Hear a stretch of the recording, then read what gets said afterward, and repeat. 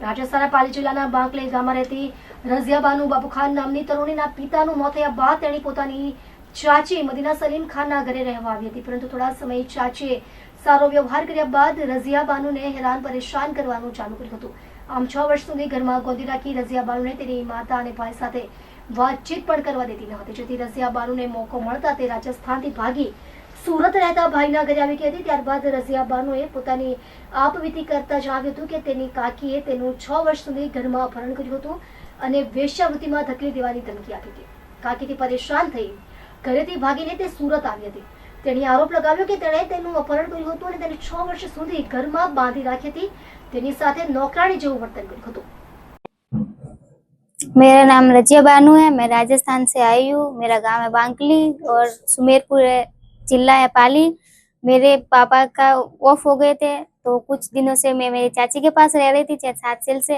फिर मेरे चाची ने कुछ दिन तो मेरा अच्छे से व्यवहार किया, उसके बाद मेरे को टॉर्चर करना चालू किया, मेरे साथ ऐसी वैसी हरकतें करने लगी, मेरे को मारपीट करने लगी। इसी मेरे ना तो मेरे भाई से बोलने देती थी, ना कभी मेरी मम्मी से कभी बात करने देती थी। इसी कारण मैं शनिवार को घर से भाग गई। जब वो सब सो रहे थे तो मैं बाहर से कुंडी लगा के भाग गई और मैं सीधा मेरे भाई से कांटेक्ट किया और मैं आ गई सूरत आके मेरे भाई से मिली और मैंने उनको बताया कि मेरे साथ भाई ये हो रहा है, तो मैं अब मेरे भाई के पास रहना चाहती हूँ। वहाँ मेरे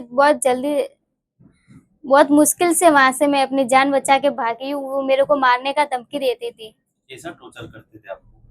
वो काम के सिलसिले में वो खुद गंदे काम करती थी और मेरे को बोलती थी कि वो कर। मेरे को घर में बंदी बना के रखा था, नौकरानी की तरह मेरे साथ व्यवहार करती थी और ना ही किसी से बात करने देती थी। मेरे आजू बाजू में जो मेरे मौसा है, मौसी है, सब मेरी अम्मी ने मेरे को पेट में रखा, मेरे को जन्म दिया, उससे भी मेरे को उसने अलग कर दिया। और मेरा जो सगा भाई है मेरे को बोली कि तू अगर तेरी मम्मी से या किसी के बाहर वालों से कभी कांटेक्ट करने की कोशिश की तो वो तेरे ऊपर जादू टोना करके तेरी अम्मी को और तेरे भाई को दोनों को मार डालेगी। इसी कारण मदीना बानू नाम है, उसके हस्बैंड का नाम है सलीम खान और वो दोनों उधर ही। मेरे छाछा जो है वो बाहर कमाते हैं, मेरे चाची है, उनके 2 बच्चे भी है, एक 18 साल का है और एक 15 साल का लड़का है। तो वो उस लड़के ने भी एक बार मेरे ऊपर हाथ उठाया और मेरे को वो भी टॉर्चर करता था, वो भी मेरे को गाली गलौज बोल रहा था। तो मैं बहुत परेशान हो गई थी। अगर मैं राजस्थान सुमेरपुर पुलिस में जाके कंप्लेन करती तो पुलिस वाले मेरे को उधर वापस भेज देते, तो वो मेरे को मार डालती। और उसने मेरे को बोला भी था कि अगर तूने किसी को बताने की भी कोशिश करी तो मैं तेरे को जान से मार डालूंगी। इसी कारण मैं बहुत घबरा गई थी और ना मैं किसी को बता पा रही थी कि अब मैं क्या करूं, क्योंकि मेरा साथ देने वाला कोई नहीं था।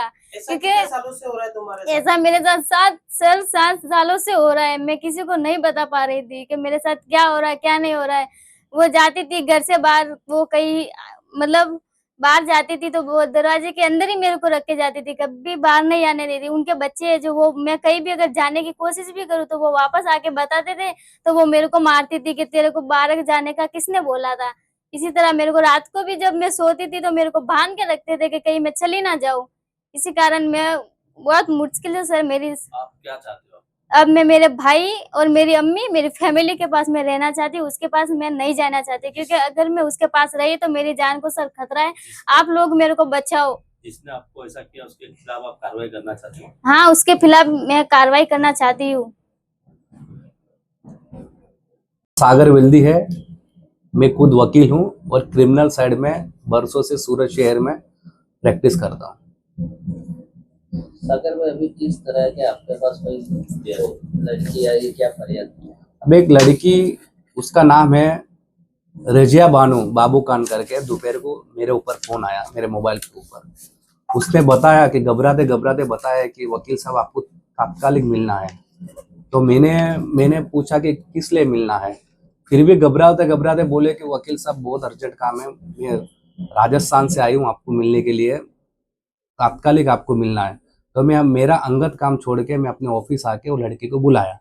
बुलाने के बाद वो लड़की पूरा अपना दास्तान, अपना यात्रा मेरे साथ शेयर किया है। उसने बताया कि उसका सगी चाची नाम मदीना, जब उसका पप्पा का इंतकाल हुआ था तो उसका फायदा उठा के उसकी चाची उसको लेके आई, मीठी मीठी बातों करके, उसके बाद उसको खेद करके उसके साथ गधा मजूरी करवा के शारीरिक मानसिक टॉर्चरिंग करते थे।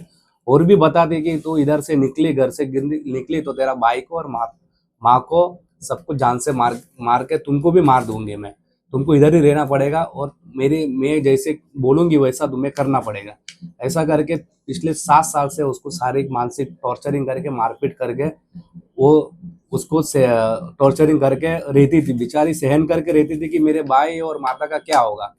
उसके बाद उसने जैसे सुबह 13 तारीख को सुबह घर से बाहर निकली और सूरत पहुंची और किसी और के पास से मेरा नंबर दिया है और मेरे से उसने बातचीत करके अपने ऑफिस में क्या मुलाकात हुआ। कारण था इनको टॉर्चर करना? कारण ये है कि उसको उनका खुद का एक फाइनेंशियल प्रॉब्लम भी है।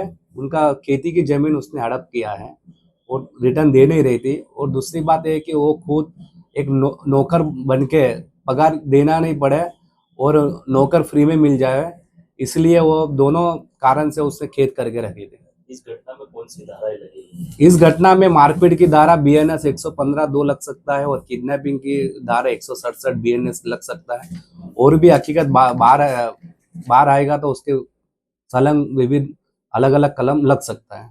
इस मामले में राजस्थान पुलिस ने क्या कदम उठाना चाहिए? राजस्थान पुलिस लड़की ने एफिडेविट से खुद अपना दास्तान रजू किया है, जाहिर किया है और एक फरियाद भी तैयार करवाया है। और राजस्थान पुलिस को इतना रिक्वेस्ट करता हूँ कि ये जो लड़की का जो निवेदन है, उनका एफिडेविट है, उनका फरियाद है, वो ध्यान में लेके पूरा तपास करके और उनको धरपकड़ करके कायदेसर कार्रवाई करना चाहिए। हेलो सर, मेरा नाम महमूद मोहम्मद है और मैं रजिया बानू जो मेरी बहन है उनका सगा भाई हूँ। और वो लड़की बहुत परेशान थी राजस्थान में। मुझे फ़ोन करके एक दिन बोली थी कि भैया मैं यहाँ पर परेशान हो रही हूँ, मेरी चाची मुझे डांटती है, पीटती है, मारती है। वो रो रही थी। तो फिर मैंने उसे कहा कोई बात नहीं बेटा, तो एक बार मुझसे मिल, मेरे पास आ जा।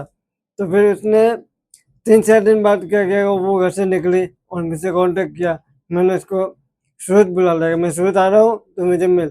फिर मैंने सूरत बुला के इनको वकील साहब से कांटेक्ट किया, सागर करके नाम है उनका, और उनके पास मैं पहुँचा और इनको वहाँ पे शामिल कर दिया। आगे की कार्रवाई कैसा करना चाहते हैं? आगे अब मैं चाची के साथ रिएक्शन लेना चाहता हूँ और जो अभी ये एडवोकेट है इनको मैं मेरे राजस्थान के पुलिस को लेना चाहता हूँ।